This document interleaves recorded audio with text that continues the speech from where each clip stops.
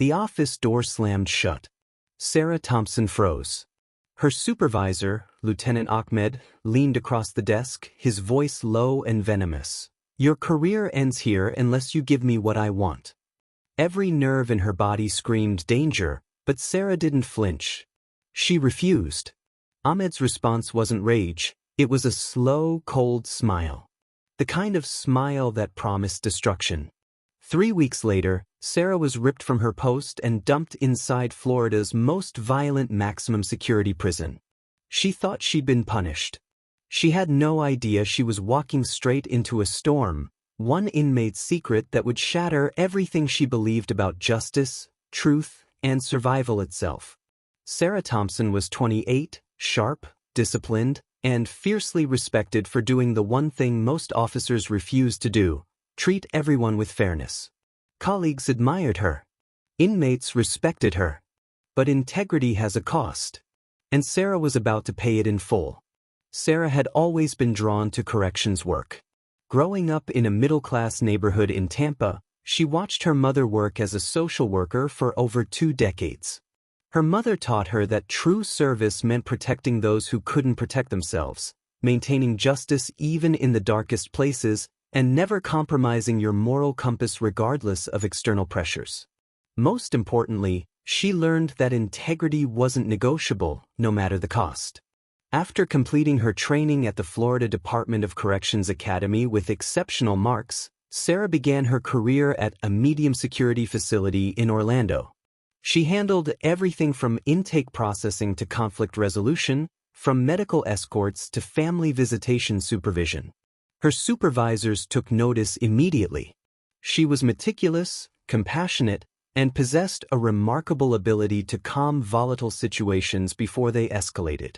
Other officers began requesting shifts with her because they trusted her judgment completely. However, Sarah's unwavering commitment to proper procedures sometimes created friction with others. When she witnessed questionable conduct from colleagues, she documented it. When she observed protocols being ignored for convenience, she addressed it directly.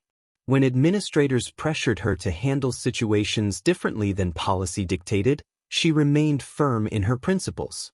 This earned her deep respect from some, but also created powerful enemies. The situation reached a breaking point when her Arabian supervisor, Lieutenant Ahmed, began making unwelcome personal advances. Ahmed was a man approaching 50 who had worked in corrections for nearly 3 decades. He wielded considerable influence within the department hierarchy and had a reputation for always getting what he wanted. When Sarah professionally but firmly declined his inappropriate overtures, Ahmed didn't handle the rejection gracefully. Think about this for a second. How many people in your own workplace have been punished simply for doing the right thing? If you think it could never happen to you, you're wrong. And if you're not subscribed right now, you're choosing to stay blind to stories that expose these ugly truths. Hit that subscribe button, because those who don't will be left in the dark. And if you're one of them, explain in the comments why you'd rather stay silent when the world needs you awake. He systematically began making Sarah's professional life unbearable, assigning her to the most dangerous housing units, scheduling her for the worst shift rotations, and constantly challenging her incident reports. One afternoon, Ahmed summoned Sarah to his office. The meeting began with routine administrative matters, but quickly shifted to deeply personal territory.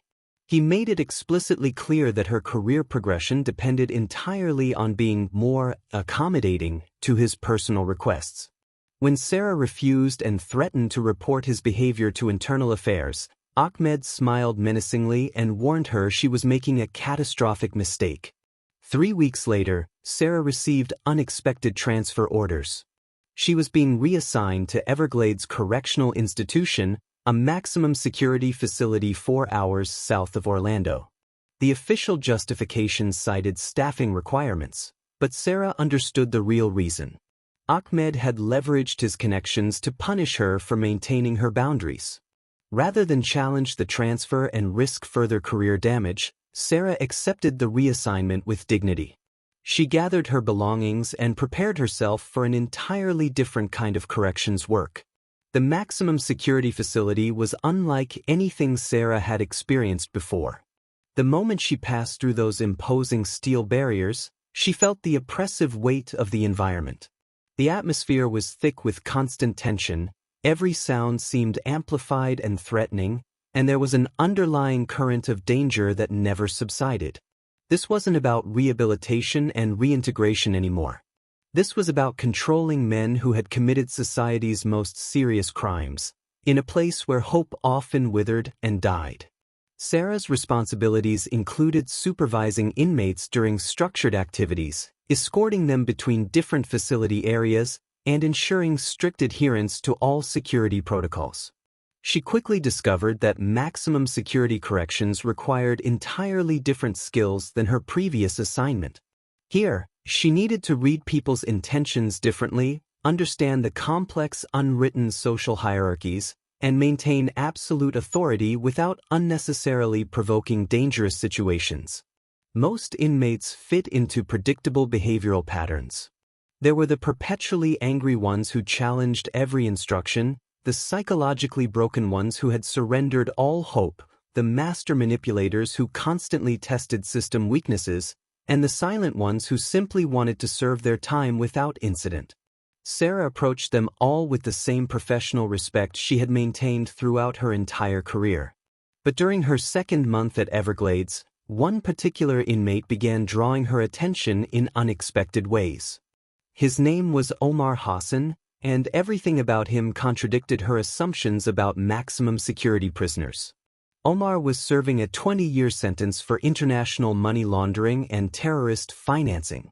Unlike the typical inmate population, he carried himself with unmistakable dignity and sophistication. He was consistently respectful to staff, genuinely helpful to fellow inmates, and never created disciplinary problems. There was something profoundly incongruous about his presence in maximum security that Sarah couldn't ignore. Omar was in his mid-30s, clearly well-educated, and had previously operated as a successful international businessman before his conviction. He spent most of his time in the prison library, voraciously reading everything from legal texts to classical literature. Other inmates genuinely respected him because he helped them compose letters to their families and assisted with various legal paperwork. The correctional staff generally appreciated him because he never caused trouble and often helped defuse tensions between other inmates. Sarah first noticed Omar during evening meal supervision. While other inmates engaged in loud conversations, arguments, or ate in complete silence, Omar would sit quietly absorbed in a book or writing thoughtfully in a leather notebook. He was always courteous when she gave directions, never attempted inappropriate personal conversation, and maintained completely proper boundaries. But there was something haunting in his eyes, a profound sadness that seemed to go far deeper than simple incarceration. Over several months, Sarah began observing small details about Omar's behavior. During outdoor recreation time, he would sometimes gaze toward the horizon with an expression of devastating regret. When he thought no one was watching, his composed exterior would crack slightly, revealing the immense pain he was carrying. During mail distribution, he never received personal letters, never had visitors, and seemed completely cut off from any outside support system. One evening during her security rounds, Sarah discovered Omar sitting alone in the common area, staring intently at what appeared to be a small photograph. When he noticed her approaching, he quickly concealed it, but not before she glimpsed what looked like a family portrait. That moment made her realize that beneath his calm, controlled exterior, Omar was carrying a burden that extended far beyond his criminal conviction. The following day, during a routine cell inspection, Sarah made a discovery that would fundamentally change everything.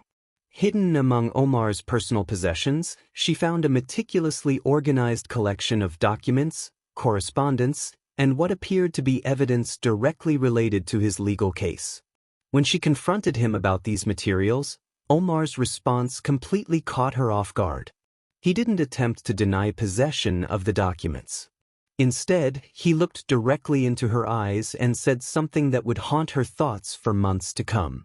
He told her he was completely innocent, that he had been deliberately framed by business rivals working with corrupt government officials, and that he had one final desperate wish before he lost all hope forever.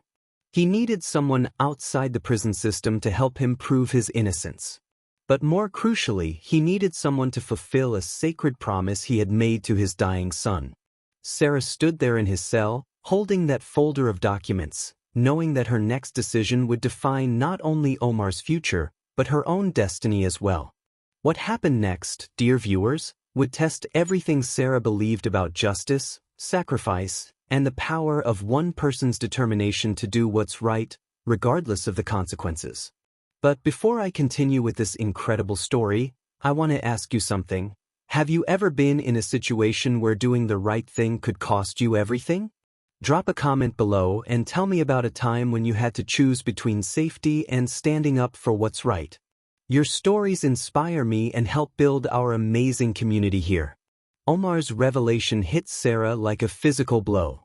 She remained frozen in his cell, the folder trembling in her hands as the weight of the moment crashed down on her. Everything about this situation screamed danger, like standing at the edge of a precipice, knowing that one wrong move could destroy her entire career and possibly her freedom. But something in Omar's voice, that mixture of quiet desperation and unwavering dignity, compelled her to stay and listen to his story. He began telling her about his son, Khalil, who had been only 7 years old when Omar was arrested. Khalil had been born with a rare genetic condition that required constant medical supervision and frequent hospitalizations. During the lengthy trial proceedings, while lawyers debated complex financial transactions and international business dealings, Khalil's health had steadily deteriorated. Omar had made his son a solemn promise during one of their final visits before sentencing. He promised he would prove his innocence and return home to take Khalil on a trip to Disney World, something the boy had dreamed about but would never experience due to his medical restrictions. Khalil had passed away 8 months into Omar's sentence. Omar never got to fulfill that promise. Never got to see his son's face light up meeting Mickey Mouse. Never got to give him the magical childhood experience that had sustained them both through the darkest days of the trial. The guilt was consuming him from the inside. Imagine making a promise to your dying child and never getting the chance to keep it because of corruption and lies. That's the kind of pain you carry forever.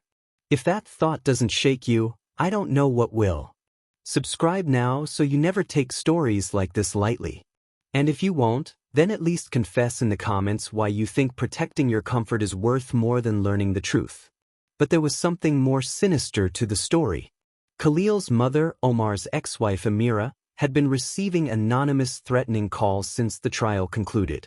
Someone wanted to ensure that certain information remained buried forever, and Omar believed his former business partners were orchestrating the intimidation campaign to protect their own criminal activities.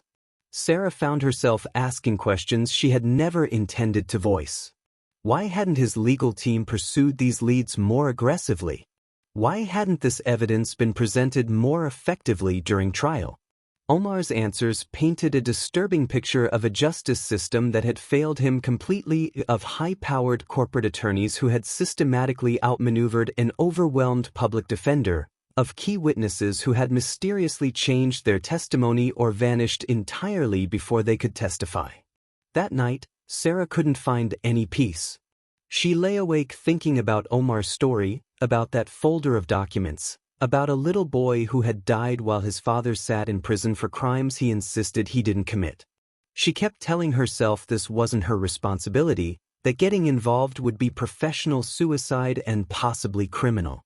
But every time she closed her eyes, she saw Omar's expression when he spoke about Khalil, the raw pain of a father who had been powerless to protect his child. The next morning, Sarah made a decision that violated every principle of professional behavior she had been taught as a corrections officer. During her day off, she drove to the Miami Public Library and began researching Omar's case using public records and archived news articles. What she discovered made her feel physically sick. The case had been rushed through the federal court system with unusual speed.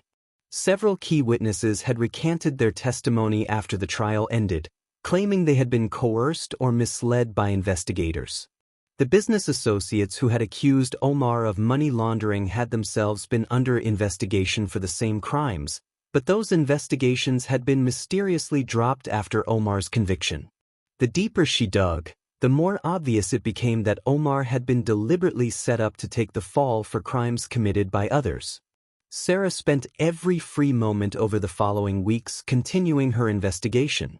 She contacted investigative journalists who specialized in financial crime, reached out to former employees of Omar's business ventures, and slowly began assembling a pattern of corruption and conspiracy that extended far beyond what Omar had been accused of. The evidence was overwhelming. Omar was telling the truth about being framed. But investigating was one thing. Taking action based on what she had learned was something entirely different and far more dangerous. Sarah understood that helping an inmate in this way could cost her not just her job, but potentially her freedom if she was discovered.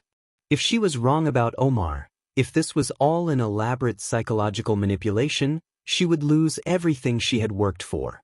But if she was right, an innocent man was rotting in prison while the real criminals lived in luxury and freedom. The breakthrough came 4 months into her investigation. A former federal prosecutor who had left government service and was dying of pancreatic cancer reached out to a Miami Herald investigative reporter with explosive evidence of the cover-up. He provided financial records, recorded phone conversations, and internal government memos that proved Omar had been deliberately framed by his business partners working in coordination with corrupt federal agents who were receiving substantial bribes to target specific individuals. The evidence showed that the real money laundering operation had been orchestrated by Omar's former associates, who had used his legitimate business transactions as a cover for their criminal activities. When Omar began questioning irregular financial practices within their partnership, they decided he had become too dangerous and needed to be eliminated as a threat. Sarah knew this was her moment of truth. She could take this information through proper official channels, but that process would take years to work through the bureaucratic system while Omar remained imprisoned. Or she could take more direct action, stepping completely outside her role as a corrections officer to become something she had never been before, a covert advocate for justice operating outside the system. She chose the more dangerous path. Working secretly with the investigative journalist and the dying prosecutor, Sarah helped coordinate the simultaneous release of evidence to multiple major news outlets across Florida and nationally. She used her position within the prison to carefully document Omar's exemplary behavior, gather character statements from other inmates and staff, and build an unassailable case for his innocence that could not be ignored or buried. The story exploded across Florida news media on a Wednesday morning. By that same evening, Omar's case was dominating headlines throughout the Southeast. The business associates who had framed him were arrested by federal agents. The corrupt officials who had facilitated the cover-up were under criminal investigation. And Omar Hassan, who had spent nearly 4 years in maximum security prison for crimes he never committed, finally had reason for hope. This could have stayed buried forever. Imagine if no one had dug deep. If the innocent kept rotting in prison while the guilty lived free. If you're not subscribed, you're saying you'd rather let the truth die in silence. Don't do that. Hit subscribe right now, or else explain in the comments why you'd rather protect corruption than expose it. But Sarah's involvement hadn't gone unnoticed by prison administrators. Department officials launched an intensive internal investigation to determine how sensitive information about Omar's case had been leaked to the media. They strongly suspected someone within the facility had been providing unauthorized assistance to an inmate, and Sarah knew it was only a matter of time before they traced the security breach back to her. The night before Omar's conviction was officially overturned by a federal appeals court, he requested a private meeting with Sarah. They met in the prison chapel, one of the few quiet spaces in the facility where inmates could find some measure of peace and reflection. Omar thanked her for everything she had sacrificed to help him, but then he made another request that would test Sarah's commitment to their partnership even further. He asked her to help him fulfill another promise he had made to Khalil. Not the original promise about proving his innocence, which was now being accomplished, but a new promise born from his grief and determination to honor his son's memory. He wanted to establish a foundation in Khalil's name to help other children with rare genetic conditions, particularly those whose families were dealing with legal troubles that prevented them from accessing proper medical care. He needed someone he trusted completely to help him navigate the complex outside world, to be his partner in building something meaningful and lasting from the ashes of his destroyed life. Sarah looked at this man who had lost absolutely everything: his son, his freedom, his reputation, his business empire, and yet still wanted to use his experience and resources to help other families avoid the suffering he had endured.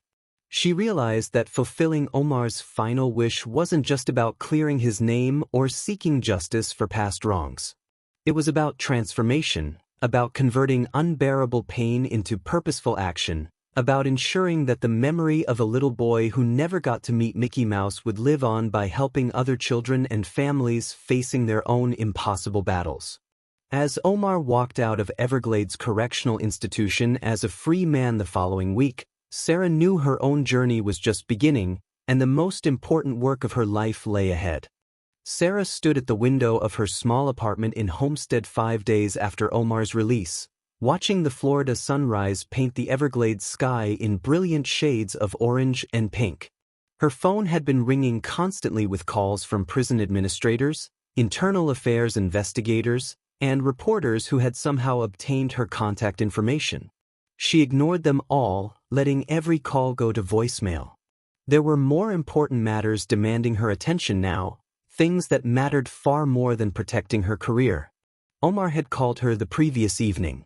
His voice sounded completely different outside those prison walls, lighter somehow, but still carrying the profound weight of everything he had endured. He had secured a penthouse apartment in Miami's Brickell district and was slowly adjusting to life as a free man. But he wasn't calling to discuss his personal situation. He wanted to move forward immediately with the foundation they had discussed, and he needed her partnership to make it a reality. Sarah had spent her entire adult life working within established systems, following chains of command, trusting that institutions would ultimately serve justice. But witnessing Omar's case had taught her a harsh lesson. Sometimes the system fails completely, and when that happens, individuals must step forward to fill the void left by institutional failure. She made a life-changing decision that morning that would reshape her entire future. She submitted her resignation from the Florida Department of Corrections. Her immediate supervisor, Warden Patricia Collins, summoned her to the administrative offices that same afternoon. Collins was a fair and experienced administrator who had always treated Sarah with respect, and Sarah could see genuine disappointment in her eyes as she reviewed the resignation paperwork. Collins set the documents aside and looked directly at Sarah. She admitted that she knew about Sarah's involvement in the Hassan case, that their investigation had uncovered evidence of her research activities and media contacts. But then she said something Sarah hadn't expected to hear. Collins told her that in over 20 years of corrections administration, she had rarely encountered an officer who demonstrated the kind of moral courage Sarah had shown. While she couldn't officially endorse Sarah's actions, she understood completely why Sarah had felt compelled to act. Sarah left that meeting feeling a mixture of relief and terror. She was walking away from steady income, comprehensive benefits, and a career path she had worked years to establish.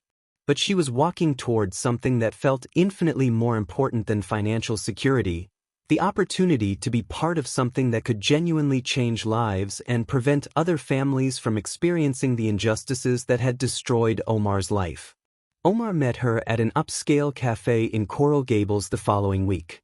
It felt surreal seeing him in expensive civilian clothing, sitting across from her without steel bars, armed guards, or institutional protocols separating them. He looked younger than his 35 years, but there was something in his posture that hadn't existed during his imprisonment: hope, perhaps, or renewed determination. They spent the entire afternoon discussing the foundation. Omar had already established preliminary contact with several children's hospitals and rare disease research centers throughout Florida. He had consulted with attorneys about the legal requirements for creating a nonprofit organization and had begun the complex process of recovering his seized assets. But what he needed was someone who understood investigations and legal systems, someone who could help identify families requiring support, someone who could navigate the complicated intersection of medical crises and legal troubles that often left families feeling completely helpless and abandoned. Sarah found herself agreeing to the partnership before she had fully processed the magnitude of what she was committing to. Maybe it was the way Omar's eyes brightened when he described helping other families avoid the suffering he and Khalil had endured. Maybe it was the realization that she had spent her entire career trying to serve justice, and this felt like the purest expression of that service she had ever encountered. They dedicated the next 4 months to establishing the foundation's infrastructure. Sarah used her personal savings to cover living expenses while they applied for nonprofit status, developed program guidelines, and reached out to potential donors and medical partners. Omar threw himself into the work with an intensity that was almost frightening to witness. He would work until 4 in the morning researching funding opportunities, writing grant proposals, and establishing relationships with medical professionals who might want to collaborate with their organization. Sarah sometimes worried about Omar's emotional state. She could see that he was channeling all his grief about Khalil into this project, and she wondered whether he was processing his trauma in a healthy way. But she also recognized that purposeful work was powerful medicine for psychological wounds, and Omar seemed to draw genuine strength from the knowledge that his son's memory would live on through their efforts to help other children. The Khalil Hassan Foundation officially launched 8 months after Omar's release from prison. Their first case came through a referral from a pediatric social worker at Miami Children's Hospital. A single mother named Rosa Mendez was facing bankruptcy while trying to pay for her daughter's experimental treatment for a rare metabolic disorder. Her husband had been arrested on immigration charges, leaving her to handle overwhelming medical bills, complex legal paperwork, and the constant terror of losing both her daughter and her spouse simultaneously. Sarah drove to Rosa's apartment in Little Havana on a Saturday morning, bringing groceries and a comprehensive folder of resources the foundation had compiled for families in similar situations. She sat at Rosa's kitchen table, helping organize medical bills and insurance documentation while 9-year-old Sophia played with dolls nearby. The girl was small and fragile from her condition, but her smile reminded Sarah powerfully of the photographs she had seen of Khalil in Omar's prison cell. That evening, Sarah called Omar to update him on the visit. She could hear the deep emotion in his voice as she described Sophia, how the little girl had insisted on showing Sarah her art projects, how she had talked about wanting to become a teacher when she grew up so she could help other children learn and grow. Omar was quiet for a long moment after Sarah finished her report. Then he said something that made Sarah understand the true spiritual dimension of what they were accomplishing together. He told her that for the first time since Khalil died, he felt like he was actually keeping his promise to his son. Not the original promise about proving his innocence, which had already been fulfilled, but a deeper promise about ensuring that other children wouldn't have to face what Khalil had faced without proper support and advocacy. Over the following 18 months, the foundation grew beyond what either of them had thought possible. They assisted hundreds of families navigating the complex intersection of rare medical conditions and legal crises. They provided direct financial assistance for treatments, connected families with pro bono legal services, and created support networks where parents could share their experiences without fear of judgment or stigma. Sarah discovered she possessed natural gifts for this work that she had never fully utilized as a corrections officer. Her law enforcement background helped her cut through bureaucratic red tape and advocate effectively for families dealing with overwhelmed social services systems. Her natural empathy made her someone parents trusted with their deepest fears and most desperate hopes. She found herself working longer hours than she ever had in corrections, but feeling more fulfilled than she had ever imagined possible. Omar had undergone his own remarkable transformation. The broken man she had first encountered in maximum security had become a passionate advocate who could speak with equal effectiveness to corporate executives, medical researchers, and grieving parents. He testified before state legislative committees about the need for better support systems for families facing rare disease diagnoses. He spoke at national conferences about criminal justice reform and the critical importance of second chances in American society. But it was the quiet, private moments that meant the most to both of them. The phone call from a mother whose son had successfully completed experimental treatment. The high school graduation photo from a teenager who had beaten the odds while her father served time for mistakes he had made years earlier. The heartfelt thank you letters from families who said the foundation had helped them maintain hope when everything else in their world seemed lost. One evening, almost exactly 3 years after Omar's release, Sarah was working late at the foundation's expanded offices in downtown Miami when her phone rang. It was Omar, and his voice carried an excitement she hadn't heard since the early days of their partnership. He had just concluded a conference call with representatives from a major pharmaceutical corporation that wanted to partner with the foundation on a revolutionary new program providing free medications and treatments for children whose families couldn't afford them. As Sarah listened to Omar describe the partnership opportunity and its potential impact on thousands of families, she realized something profound had occurred. They had taken the absolute worst experiences of their lives, his wrongful imprisonment and her professional exile, and transformed them into something that was fundamentally changing other people's lives for the better. Omar's final wish had evolved into something neither of them could have imagined when they first began working together in that Florida prison. The little boy who never got to meet Mickey Mouse was now helping other children navigate their own magical journeys toward health and healing. And the corrections officer who had risked everything to help a prisoner was discovering that sometimes the most important rules are the ones written in the human heart, not in policy manuals. But their story was far from over. Sarah sensed that Omar was building toward something even more ambitious, something that would test both of their commitments in ways they hadn't yet faced. Before I continue with the final part of this incredible story, I want to ask you something. Have you ever had someone in your life who inspired you to take risks for the right reasons? Maybe a teacher, a friend, or even a stranger who showed you what real courage looks like. Share your story in the comments below. I read every single one, and your experiences help inspire others. That something bigger arrived sooner than either of them had anticipated. 4 months later, Sarah received a phone call that would test everything they had built together and push them into their most dangerous challenge yet. The call came from a federal prosecutor in Miami, someone who had been following their foundation's work and Omar's successful exoneration. Assistant U.S. Attorney Michael Reeves explained that a massive federal investigation had uncovered a nationwide network of corporate and government corruption that extended far beyond Omar's original case.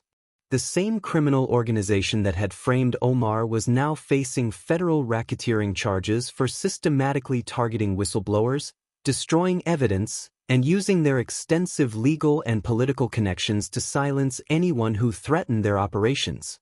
The investigation had revealed a sophisticated criminal enterprise that had been operating for over a decade, destroying lives and covering up crimes that ranged from financial fraud to environmental disasters that had caused serious illnesses and deaths in communities across multiple states. But there was a critical problem. Several key witnesses had been intimidated into silence or had disappeared entirely. Others had been killed in what appeared to be accidents but were likely assassinations. The prosecutors desperately needed someone who understood the organization's methods, someone who had already proven they were willing to stand against these powerful interests regardless of personal cost. They needed Omar to testify, not just about his own case, but about everything he had observed during his years working within their network before he became their target. Sarah could hear the fear in Omar's voice when she shared the prosecutor's request with him. He had already spent 4 years in maximum security prison because of these people. He had lost his son while fighting for his freedom. Now they were asking him to put himself directly back in the crosshairs of the same forces that had once destroyed his entire life. The decision involved more than just Omar's personal safety. If he agreed to testify, it would mean stepping away from the foundation during its most critical expansion phase. It would mean reliving all the trauma of his false conviction, facing the same hostile attorneys who had destroyed him before, and risking everything they had built together over the past 3 years. But it also represented the opportunity to prevent countless other families from suffering what he and Khalil had endured. The chance to expose a system of corruption that had operated with impunity for years, destroying innocent lives for profit. Sarah found herself in a familiar position, caught between the safe choice and the right choice. She could encourage Omar to focus on the Foundation's work, to protect the good they were accomplishing and avoid the enormous risks of engaging in another legal battle. Or she could support him in taking on a fight that was bigger than both of them, one that could expose the full extent of a criminal conspiracy that had destroyed countless families. They met at Bayfront Park, the same waterfront location where Omar often went to reflect and remember Khalil. As they sat on a bench watching ships navigate Biscayne Bay, Sarah could see Omar wrestling with a decision. His hands were trembling slightly, and she recognized the signs of someone reliving traumatic memories. Omar told her about the nightmares that had returned since the prosecutor's call. He described lying awake at night, remembering the feeling of complete powerlessness as his life was systematically destroyed by people who viewed him as nothing more than an obstacle to their profits. He talked about the guilt he still carried over Khalil's death, wondering if things might have been different if he had been more cautious in his original attempts to expose their criminal activities. But then Omar's voice changed, becoming stronger and more determined. He told Sarah about a conversation he had had with Rosa Mendez the previous week. Rosa's daughter Sophia was now healthy and thriving, preparing to start high school with dreams of becoming a pediatric nurse. Rosa had thanked Omar for everything the Foundation had done for her family, but she had also said something that profoundly impacted him. She told him that the Foundation's assistance was important, but the real gift he had given her family was hope that good people still existed in the world, that someone would fight for families like hers when they couldn't fight for themselves, that justice was still possible even when everything seemed hopeless. Omar looked directly at Sarah and said something that revealed the true measure of the man she had chosen to partner with. He told her that Khalil would have wanted him to fight, not just for other sick children, but for all the families who were facing powerful enemies they couldn't defeat alone. Testifying wasn't just about seeking justice for what had happened to him, it was about preventing future children from losing their parents to systematic corruption and organized crime. Sarah felt that familiar sensation, the same feeling she had experienced in Omar's prison cell 3 years earlier when she first decided to help him. It was the recognition that certain moments define who you are as a person, and that backing down isn't really an option when you understand what's truly at stake. She told Omar she would support whatever decision he made, but she also shared her own perspective. During her years in law enforcement, she had witnessed too many cases where powerful criminals escaped consequences while ordinary people paid the price for their crimes. She had seen families destroyed by systems that were supposed to protect them but instead served the interests of wealth and political influence. Omar's testimony could be the key to breaking a cycle of corruption that had been destroying lives for years. More importantly, Sarah reminded Omar of something he seemed to have forgotten in his fear. He wasn't the same vulnerable man who had been railroaded 4 years earlier. He wasn't isolated anymore. He had allies, resources, and a platform that could amplify his voice in ways that hadn't been possible during his original persecution. The Foundation had given him credibility and connections that would make it much more difficult for his enemies to silence him. He had become a public figure whose disappearance or mysterious death would attract immediate attention and investigation. Omar agreed to testify. The months leading up to the trial were intense and exhausting for both of them. Sarah found herself serving multiple roles simultaneously: Omar's protector, advocate, emotional support system, and Foundation administrator. She coordinated with federal prosecutors, helped prepare Omar for aggressive cross-examination, worked with private security firms to ensure his safety, and maintain the Foundation's operations while managing dozens of cases that families depended on for survival. The trial itself became a national media sensation.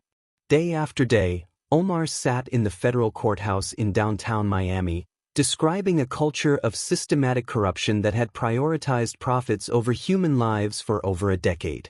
He testified about safety reports that were routinely buried, about employees who were fired or worse for raising concerns, about a coordinated effort to cover up evidence of practices that had caused environmental disasters, financial fraud, and preventable deaths across multiple states.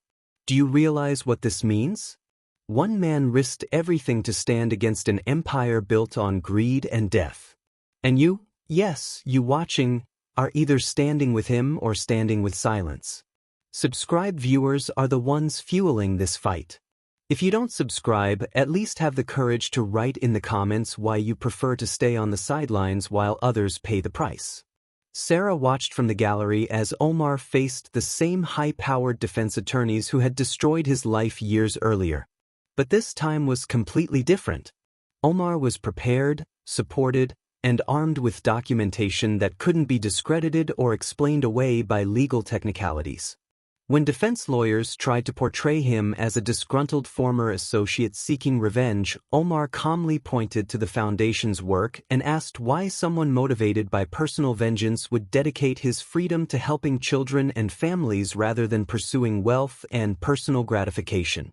The jury deliberated for less than 8 hours before returning guilty verdicts on all major federal charges. Prison sentences for the executives who had orchestrated years of criminal activity, financial penalties that would fund victim compensation and corporate oversight for decades to come, and most importantly, a clear message that no one was above the law regardless of their wealth or political connections. But for Sarah, the real victory came in the weeks following the trial. Phone calls from other whistleblowers who had been afraid to come forward, now emboldened by Omar's example and the successful prosecutions. Letters from families who had lost loved ones to corporate negligence and government corruption, thanking them for proving that justice was still possible in America. Invitations from organizations across the country who wanted to partner with the foundation to expand their work to new communities and new causes. Standing in the foundation's expanded Miami headquarters 6 months after the trial, Sarah looked at the wall where they had displayed photographs of all the families they had helped over the past 4 years. Hundreds of smiling children, grateful parents, and success stories that had emerged from some of the darkest moments in these families' lives. In the center of the wall hung a portrait of Khalil Hassan, the little boy who had never gotten to meet Mickey Mouse but whose memory had inspired waves of change that continued spreading across the country. Picture that image in your mind, a little girl smiling at Disney World because Khalil's memory lived on through others. Now ask yourself, if you turn away without subscribing, what you're really saying is that stories like this don't deserve to live on. And if you truly believe that, explain it in the comments. But if your heart knows the truth, hit subscribe now, because ignoring this is choosing to erase the very hope that children like Khalil left behind. Omar appeared beside her, following her gaze to his son's photograph. He was different now than he had been even a year earlier. The fear was completely gone, replaced by a quiet confidence that came from knowing he had discovered his true purpose in life. He told Sarah he had been thinking about expanding the foundation's work nationally, perhaps establishing chapters in other states, developing new programs to address the intersection of rare diseases and legal troubles in underserved communities across America. Sarah smiled, recognizing the tone in Omar's voice. It was the same tone he had used when he first described his dream of helping other families avoid what he and Khalil had experienced. But now his dreams carried the weight of proven success and the resources to make even more ambitious changes possible. As they stood there planning an even bigger future, Sarah reflected on the incredible journey that had brought them to this moment. She had started as a corrections officer trying to maintain order within an established system. Then she had become an unlikely advocate operating outside traditional structures, using her skills and experience to fight for people who had nowhere else to turn. Omar's final wish had been conceptually simple but spiritually profound. He had needed someone to help him prove his innocence and honor his son's memory. But fulfilling that wish had required Sarah to risk everything she had worked for, to step completely outside her comfort zone, and to discover capabilities and courage she never knew she possessed. The foundation was thriving and expanding, but Sarah knew their work was far from finished. Every day brought new calls from families facing impossible choices, new stories of people caught between medical crises and legal troubles they couldn't navigate alone. Each case reminded her that Omar's original wish had evolved into something much larger, a commitment to ensuring that no family would have to face these challenges without support, advocacy, and hope. But perhaps the most meaningful moment came 6 months later, when Sarah received an unexpected package in the mail. It was from Rosa Mendez, the first family they had helped through the foundation. Inside was a photo of Sophia, now a healthy teenager, standing in front of Cinderella Castle at Disney World. She was wearing Mickey Mouse ears and had the biggest smile Sarah had ever seen. The accompanying letter explained that Rosa had saved money for 2 years to take Sophia on the trip she had always dreamed of. But more than that, Sophia had insisted on dedicating the trip to Khalil's memory, carrying a small photo of him throughout their Disney adventure. The letter ended with Sophia's own words, "Thank you for helping my family when we had nowhere else to turn. I know Khalil would have loved Disney World, and I hope he knows that other kids like me get to experience magic because of what you and Mr. Omar built together." Sarah showed the letter to Omar, and for the first time since she had known him, she saw tears of pure joy in his eyes. In that moment, they both understood that Khalil's promise had been fulfilled in ways they never could have imagined. Not just the original promise about Disney World, but a much deeper promise about hope, healing, and the power of one person's determination to transform tragedy into triumph. Dearest, gentle viewers, sometimes fulfilling one person's final wish becomes the catalyst for changing countless lives.